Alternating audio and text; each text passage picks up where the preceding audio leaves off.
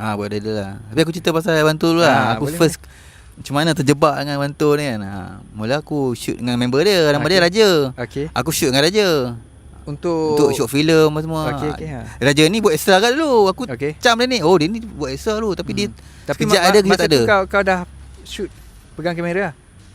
Ke kau extra kat time tu? Aku extra juga. Kau extra kat time tu? Extra juga. Lepas tu dia panggil aku. Jadi apa, assistant kamera dia kan.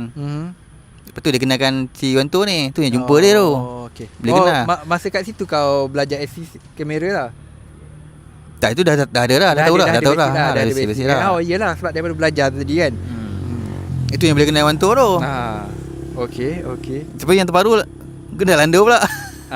InsyaAllah. Itu tak ada hal. Kita dah ada, orang cakap dah ada jambatan. So bila-bila masa je kita boleh melintas jambatan tu kalau ada rezeki kan. So selain daripada shoot video extra, so side job kau rider lah? Rider lah. Aku nak tanya soalan ni mungkin agak sebelum tu apa, pasal kamera lah. Macam PKP tu kan. PKP tu